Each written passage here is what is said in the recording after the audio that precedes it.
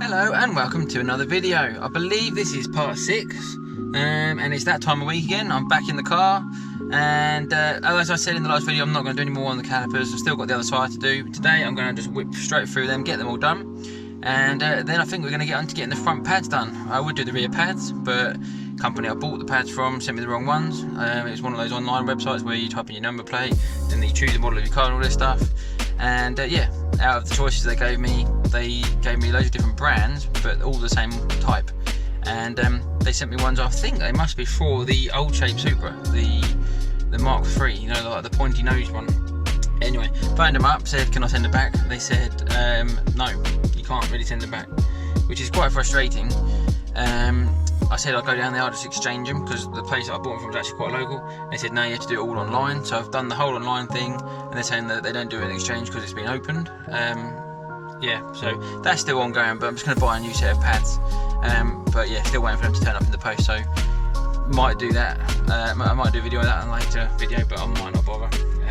Who's going to be that excited to see someone fit a set of pads? But if you are, put something in the comments, and then of course I'll just do a little video of me fitting those rear pads. They're really fiddly actually. The other day I was playing around with it. I don't know if you saw in the time lapse of the part of the video that just went. I spent about 10 minutes trying to play with those pads. I pulled them out and couldn't get them back in, but I know how they work now. They're actually quite simple. But anyway, on to today. Just going to whiz through those other calipers. I'm not going to film a great deal on that, and yeah, get the front pads done. So let's see how that goes.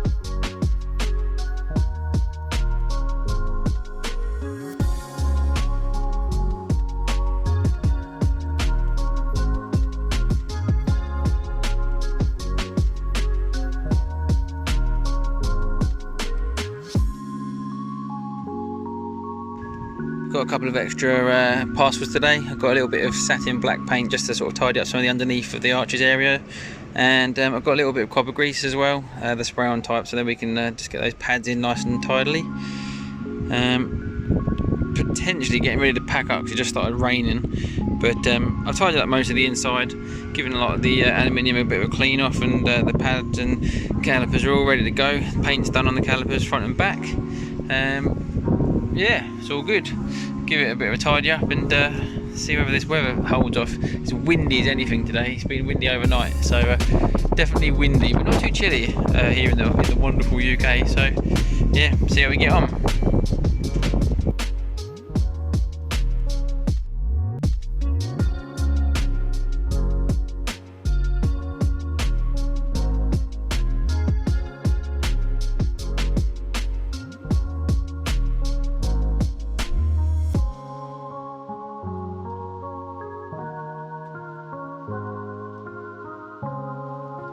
Well, standard UK weather. It's it absolutely tipped down. I managed to pack everything away, and now it's just drizzling, but it's alright. I'll pick up some more over the weekend if I can.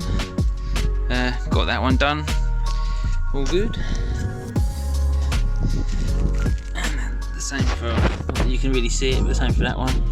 But tied up some other bits and pieces in there whilst I was there, and made the whole thing just look a little bit neater, really, which is quite good to do. So I think next up I'll quickly move the car back and then head into the car. Bear with me. Just had the bidmen asking if I can rev the car for them, so just gave the car a little bit of a rev. I'm sure the neighbours absolutely appreciate that. Bidmen did though, so that's a bit of a bonus. Back in the car again now. Both the passenger side calipers are all done and dusted. I'm not sad to see the back of doing that. I don't know why, just the first two are quite good fun. I suppose the weather helped. I'm pretty much sick of dremeling all of the rust and crud off of it now and painting up. But yeah, all four done. There's caliper sticker as on the decals on the front, and there isn't any room to put on the back. So if anyone wants some rear caliper stickers for a Supra, you can have them. I'm back inside the car, so I thought whilst I'm here and there's nothing I can do because the weather's basically just like drenched the car inside and out, I thought I'd just say some stuff about the interior, other than it being literally filled up with all of the stuff that I've been using over the last sort of week or two. It's pretty standard looking interior, really. This is what the front looks like in a Supra. It's a bit dusty, needs a bit of a dust up and a clean. They wrap the dash around you quite nicely. It's literally just like all there. Everything you need is in front of you, and the passenger gets quite a lot of space. As you can see, got all of the kit in here from the work that I've been doing. But no, I haven't really done anything to the interior. I've got a gear knob. Strangely enough, most people probably don't even know what a valve side is. I couldn't believe it. The other day I was talking to someone. I said, yeah, that gear knob's valve side. And they're like, oh, what's that? No idea. But I guess it's just old school now. I'm just old. But I have actually bought a flocking kit, and I was thinking this bit here is broken a little while ago, so I might try and give that a bit of a maybe fiberglass underneath it, reinforce it, strengthen it back up. I think they're quite common to go there. And then maybe just this panel alone, or maybe up here. This is a bit of an arse to get back out, but I might just flock it just for the fun of it. That's a sticker that makes it look sort of like a fake carbon fibre effect. But yeah, got some speakers in here, but nothing like exciting. But sound system sounds quite nice.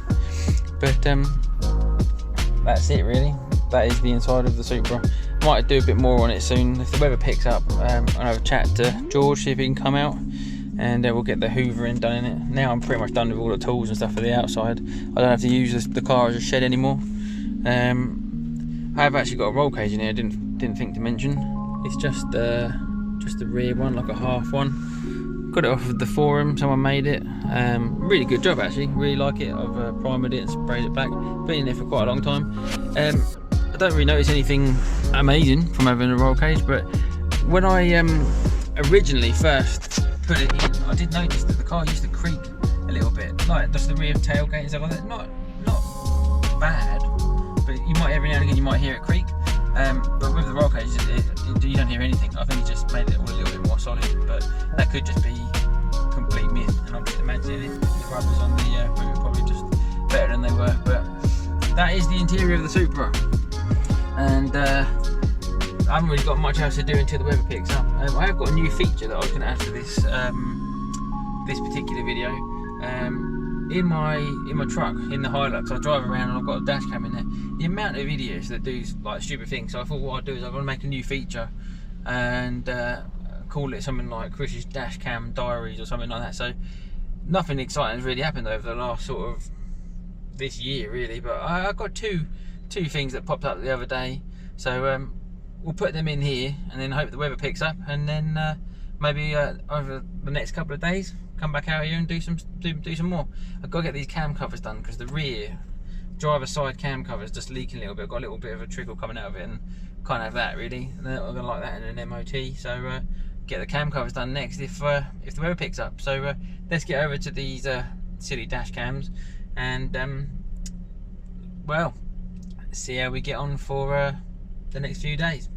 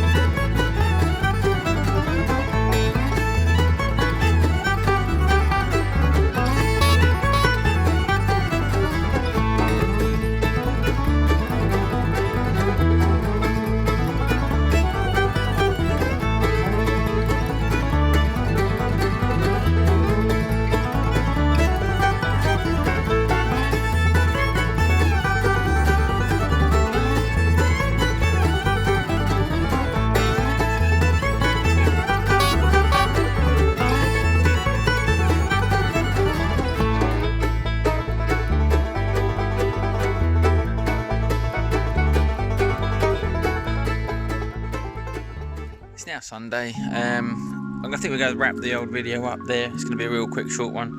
It's been awful weather the whole of this weekend really. Haven't had a chance to do an awful lot. I think the next video, what I'll do is I think we'll just give this a massive clean up. I've actually got pictures of this looking pretty immaculate. All the black's all nice and clean and all like dust free. I mean, I've got a bit of a puddle on the way down there, which I'm not sure we're meant to have a puddle in there. But no, I think I'm going to give the whole engine bay a nice clean next up, and then get these cam covers done. I think you've seen in sort of video number 1, got a nice crackle black painted cam covers to get all put on there. So these ones have got a little leak around the back, down the back there, and I've got all the new gaskets, and I've got the other ones to put on there. I'll just get that done. It's worth having done and dusted. So yeah, like I said, wrap it up there. Nice quick video really, and next video, engine bay clean and get these cam covers off. Got this nice annoying inlet to take off. I don't think it's too bad. I think you just undo, you can leave most of that on there, and just take this bit across there. Unfortunately it's got quite a few bits and pieces. I think the hot water goes through it as well. I might be able to avoid that. It's been off in the past for doing spark plugs, so I might do the spark plugs whilst I'm at it. It'd be pretty pointless to take all that off and not do the spark plugs. So yeah, next video up, I'll take this engine apart and give it a good scrub and get some plugs and get these cam covers put back onto it.